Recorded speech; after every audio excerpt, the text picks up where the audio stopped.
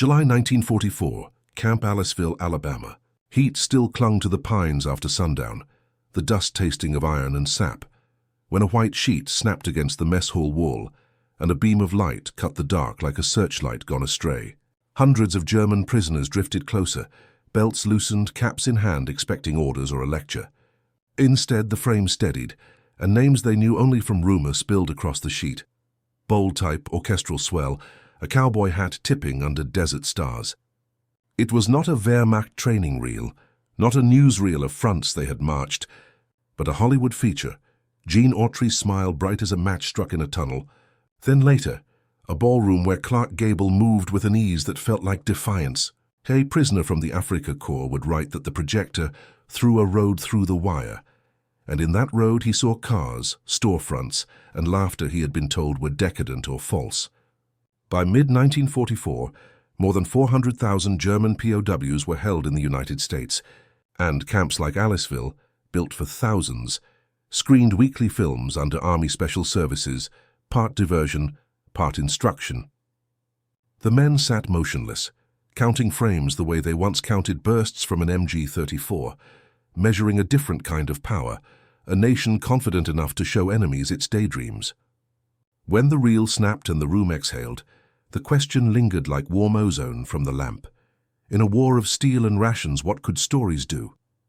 The answer began long before that night and spread far beyond Aliceville. By June 1943, the American heartland had become the unlikely custodian of an army without a country.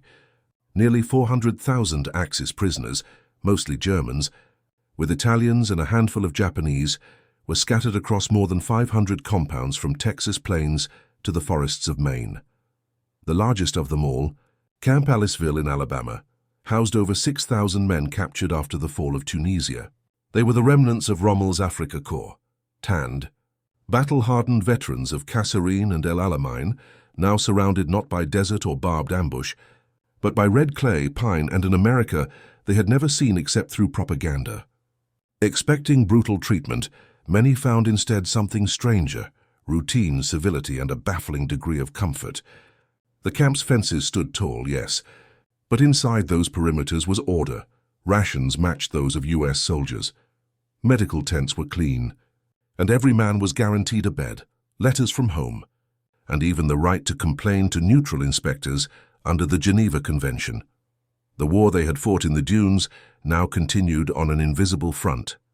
American administrators, advised by the War Department's Psychological Warfare Division, saw opportunity behind the wire.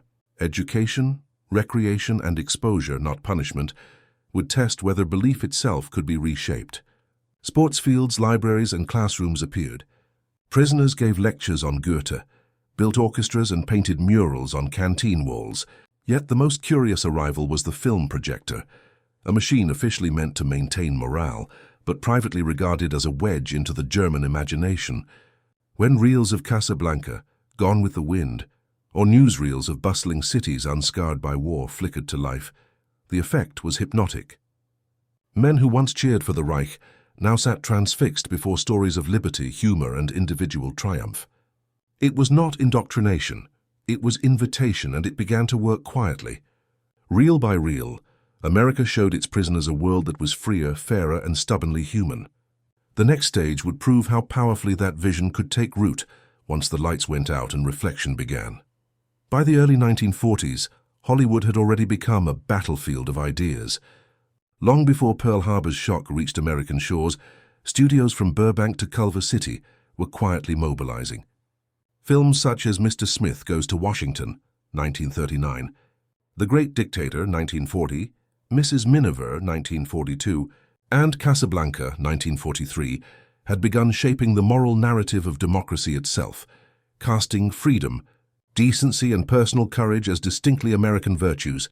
The Office of War Information, OBUI, established in 1942, saw in Hollywood not just an industry, but a weapon, a vast, luminous voice capable of reaching across oceans and ideologies. Through OI's Bureau of Motion Pictures, scripts were reviewed, tone adjusted, and endings calibrated to align with a single message: America fights not for conquest, but for principle. Inside the United States, that message reached an unlikely audience. The same films that stirred soldiers on foreign fronts were also screened behind barbed wire to Axis prisoners. For the War Department, these screenings were not generosity, they were strategy. Each frame projected in camps like Aliceville was a deliberate act of persuasion. The laughter of a screwball comedy, the triumph of a musical finale, the quiet dignity of a Western hero, all formed a counter-argument to the rigid discipline and fatalism drilled into Nazi ranks. The films chosen avoided crude mockery or political sermons. Instead, they showed a society alive with motion and choice, where the individual mattered and joy was not rationed. To many German prisoners, the revelation was unnerving. They had been told that America was chaotic, immoral, enslaved by capitalism. Yet what they saw was energy, order, and humor, people who worked, dreamed, and loved freely. The soft glow of Hollywood light became a subtle antidote to totalitarian darkness. The U.S. understood that faith cannot be forced, but curiosity can be cultivated.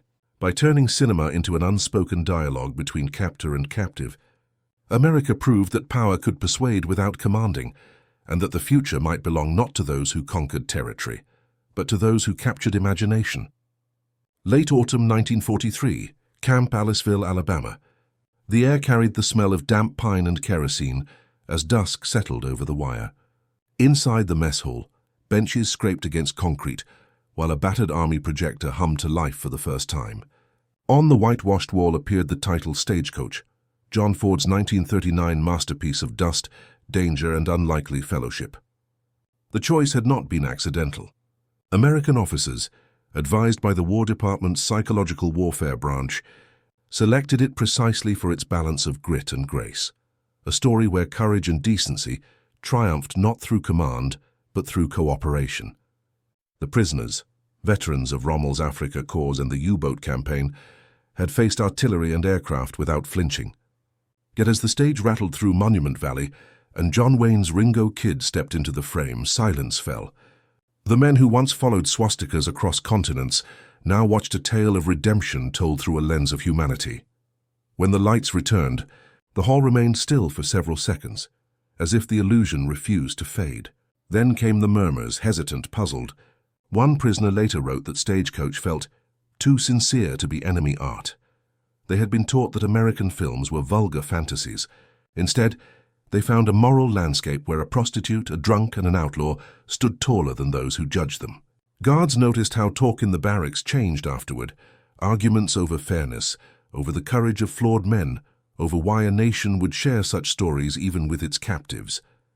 Obergefreiter Karl-Heinz Müller recalled years later that it was the first time I thought perhaps they were not our opposites, but our reflections.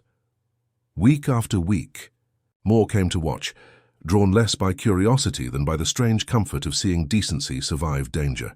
In the beam of that projector, America was teaching, without words, that true power could inspire rather than intimidate. What began as entertainment was becoming revelation, and the next screenings would only deepen that quiet transformation. By early 1944, word of life inside American prison camps began filtering back across the Atlantic, first through Red Cross inspectors, then through exchanged prisoners and intercepted letters. What those reports contained unsettled the Reich's highest offices. German intelligence summaries noted with disbelief that prisoners of war held in the United States were well fed, medically cared for, and permitted organized activities, lectures, orchestras, and most incomprehensibly, motion picture screenings. In Berlin, Joseph Goebbels read such accounts with a mix of scorn and unease. Publicly, he denounced it all as decadent American theater, claiming the Allies sought to weaken discipline through indulgence.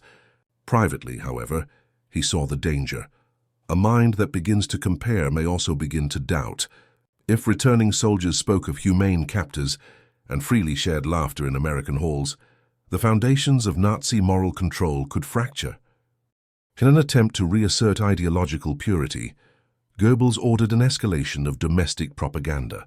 The Ministry of Public Enlightenment and Propaganda poured resources into grand historical epics such as Kohlberg, 1945, a lavish, exhausting production designed to glorify obedience and self-sacrifice as the ultimate German virtues.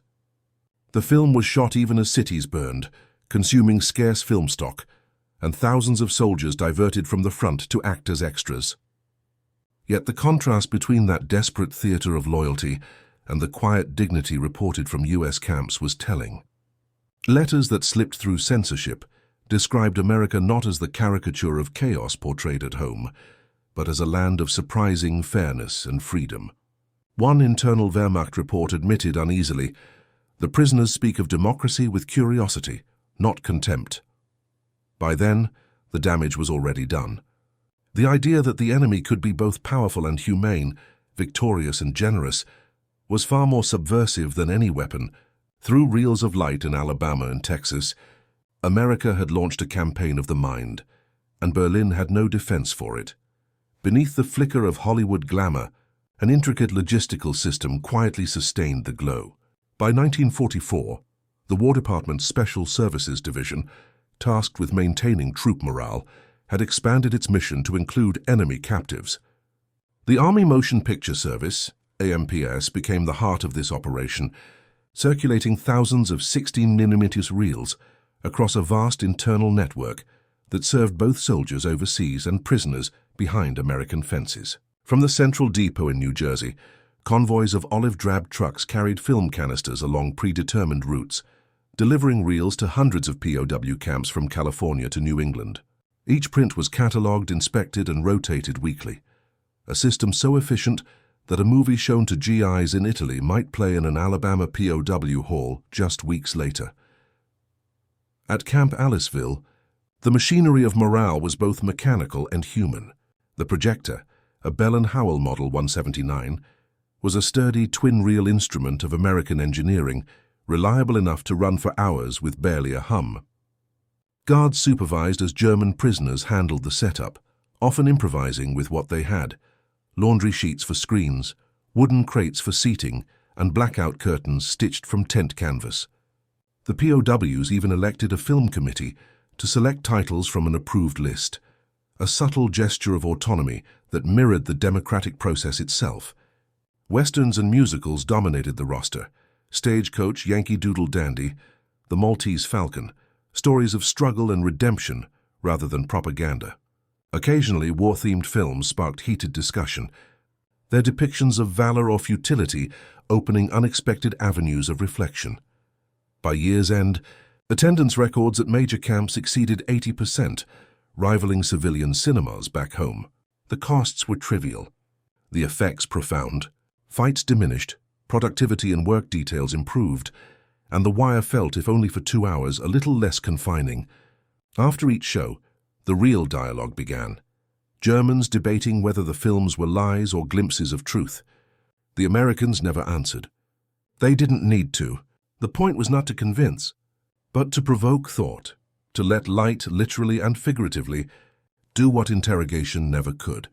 By early 1944, the quiet ritual of movie nights had evolved into a nationwide phenomenon. From the humid barracks of Camp Swift in Texas to the frostbitten fields around Camp Grant in Illinois, the glow of 16mm projectors flickered across the faces of thousands of captured men. Even in remote branch camps, tucked among Idaho's sagebrush or Arizona's sun-scorched mesas, the weekly arrival of film reels became a moment of shared anticipation, a reminder that the outside world still moved, sang, and dreamed. Each camp developed its own cinematic flavor. In the South, prisoners laughed uneasily at Yankee Doodle Dandy, where George M. Cohan strutted across the screen belting patriotic anthems. To men conditioned to worship silence and hierarchy, the open exuberance of Americans singing their national pride seemed almost absurd, yet strangely magnetic.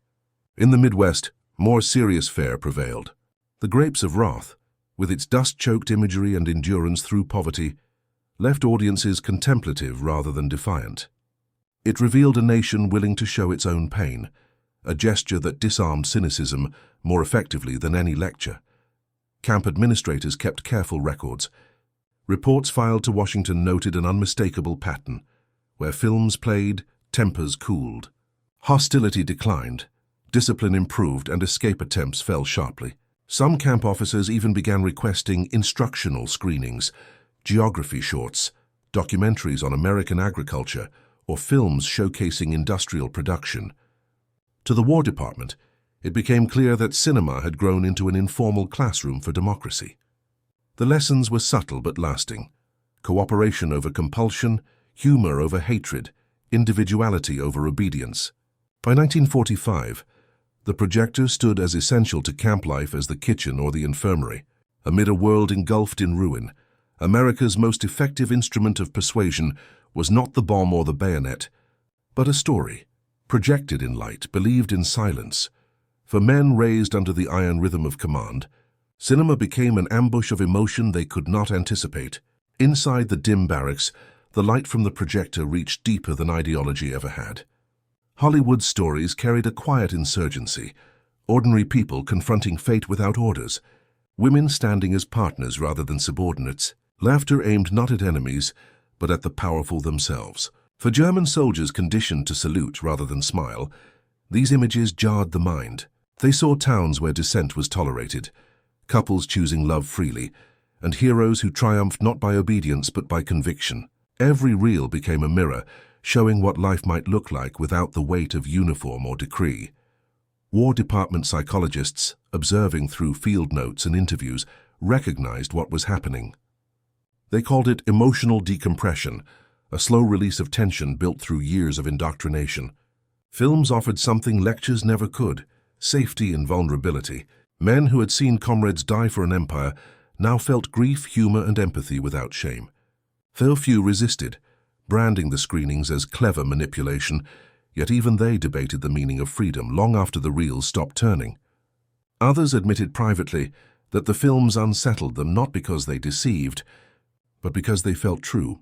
At night, in bunks lined like trenches, the conversations continued, whispered arguments between loyalty and longing, between the world they were taught to defend and the one they had just glimpsed. Hollywood had breached the last fortress of the German soldier's mind: certainty. By humanizing the enemy, the Americans had transformed film from recreation into revelation. Behind the wire, light itself had become a teacher, proving that empathy could cross even the deepest divide. Not every prisoner surrendered easily to Hollywood's spell.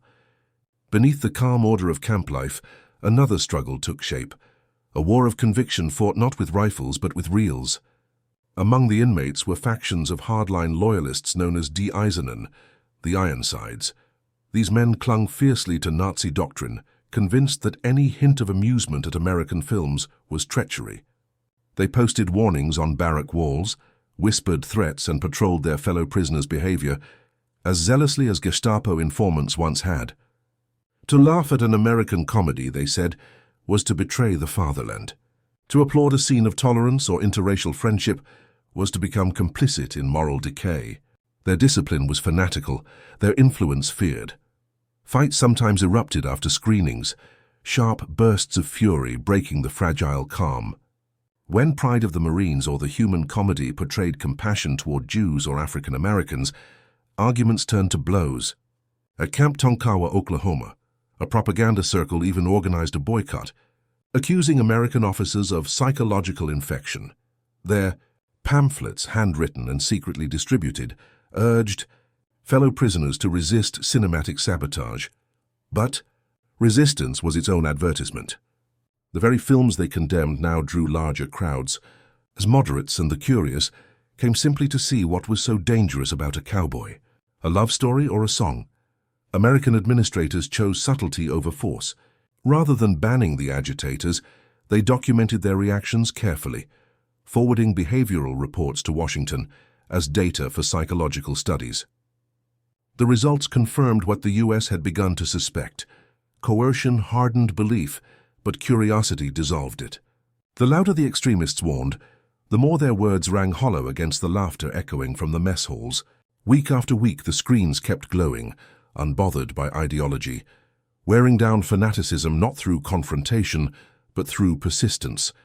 In the battle for hearts, the light was patient, and the darkness blinked first. By early 1945, the change within the wire had taken on a distinctly human rhythm. The men who had once sat in silence watching Hollywood's glow wash over them now sought to create that light themselves. Across the POW system, and most vividly at Camp Aliceville, German prisoners began producing their own performances. orchestras tuned from scavenged instruments, comedies written in pencil on ration paper, and plays echoing the optimism and humor they had absorbed from American films. What began as imitation soon became dialogue. Talent shows filled the recreation halls with laughter, as POWs staged skits modeled after "It Happened One Night" or "You Can't Take It With You," adopting the gestures and slang of a culture that had once been their enemy. Guards and prisoners shared applause under the same ceiling, momentarily equal in the universal language of amusement. Camp newspapers reflected the transformation. Once dominated by reports from Europe, they now featured film reviews written in crisp German prose, analyses of story arcs, lighting, and moral lessons. Some prisoners used the screen to study conversational English, carefully translating movie dialogue to capture tone and rhythm. Others drafted short film scripts of their own, stories about friendship, honesty, and freedom, sending them to American officers for feedback. The War Department's Special Services Division quietly encouraged these projects, recognizing that creativity displaced resentment more effectively than any lecture. What emerged inside those makeshift theaters was something no propaganda could manufacture: genuine cultural exchange. A report from late 1945 summarized it simply: "They came to watch America. They left trying to imitate it." By war's end, the projector had done more than entertain. It had rehumanized. The screens that once showed escape from danger now displayed escape from indoctrination, preparing minds for what came next: a return home to a changed world. When Germany capitulated in May 1945, the barbed wire enclosures that had once defined captivity began to dissolve. For thousands of German prisoners across America, the order to return home came with a strange mixture of relief and reluctance. They had arrived as soldiers of a fallen empire. They departed as witnesses to another civilization. Packed aboard Liberty ships bound for Le Havre or Bremerhaven, many carried not just Red Cross parcels and discharge papers, but new ideas, fragments of stories, melodies from American musicals, and the memory of laughter shared under pine rafters. For men who had once believed in conquest, the quiet strength of democracy had been revealed not through orders, but through images flickering on a sheet. Repatriation officers observed the difference. Surveys conducted by the War Department's Prisoner of War branch recorded that men who had regularly attended film screenings were markedly more open to post-war cooperation and denazification efforts. Their interviews spoke in metaphors. "We saw America through its stories," wrote one former corporal. "It is a land that believes its own myths, and somehow they come true." These returnees became informal ambassadors of moderation, spreading curiosity instead of contempt. In ruined German towns, they described an America not of soldiers and slogans, but of neighbors and possibility. By contrast, those who had resisted the screenings, the diehards who mocked them as propaganda, returned hardened and mistrustful, out of step with the emerging democratic reconstruction. American officials, analyzing the data, recognized what they had achieved almost by accident. Cinema had functioned as a peaceful weapon, its emotional persuasion far exceeding the reach of any sermon or leaflet. The experiment behind the wire had proven its worth. Hollywood's projected light had crossed oceans and ideologies, planting seeds of renewal in the minds of former enemies. The reels had stopped turning, but the ideas continued to develop in the dark. When the guns finally fell silent, the lessons learned in the quiet theaters of captivity did not vanish with the smoke. The U.S. War Department had witnessed something extraordinary: the power of a story to reshape a worldview. In the years that followed, the strategy that began at Camp Aliceville and its sister camps evolved into deliberate policy. Across occupied Germany and Japan, fleets of mobile cinemas, truck-mounted projectors and collapsible screens rolled through towns shattered by war, showing films that spoke not of victory but of renewal. Newsreels, documentaries, and Hollywood dramas became instruments of reconstruction, introducing ideas of civic responsibility, free expression, and reconciliation. What had started as an experiment behind barbed wire was now part of the blueprint for rebuilding nations. Hollywood, too, absorbed the war's moral aftermath. Films like The Best Years of Our Lives, 1946, and It's a Wonderful Life, 1947, reflected a yearning not for triumph, but for understanding. a belief that ordinary decency could heal extraordinary wounds. Former German POWs who had once sat transfixed before Stagecoach or Gone with the Wind now returned to a devastated homeland carrying an unexpected inheritance: familiarity with the rhythms of democracy, curiosity about American art, and an instinct for dialogue over domination. Many later became teachers, engineers, and civic leaders in the new Federal Republic, living proof that ideas projected in light could take root in rubble. The beam from the wartime projector outlasted the thunder of artillery. It illuminated a truth that weaponry could never enforce: that freedom, when displayed without fear, is contagious. In the story of those screenings lies one of the war's quietest victories: that imagination, not intimidation, can redraw the boundaries of allegiance. Long after the reels stopped spinning, the light still traveled across borders, generations, and hearts. In the darkness of captivity, where steel fences drew hard lines between nations, a beam of light managed to cross them all. For the German prisoners who had once marched in lockstep to the commands of authority, the glow of the American projector was both a mystery and an awakening. It was not the voice of propaganda they had expected, but something far subtler, a rhythm of freedom expressed through song, struggle, and laughter. Hollywood's films, projected on laundry sheet screens, showed a world where courage came from choice, not command, where humanity, flawed and unguarded, was celebrated rather than censored. To men trained to obey without question, that openness felt dangerous and yet impossible to resist. When the camps emptied and ships carried them back across the Atlantic, the images remained: cowboys riding toward wide horizons, lovers finding forgiveness, ordinary people daring to dream.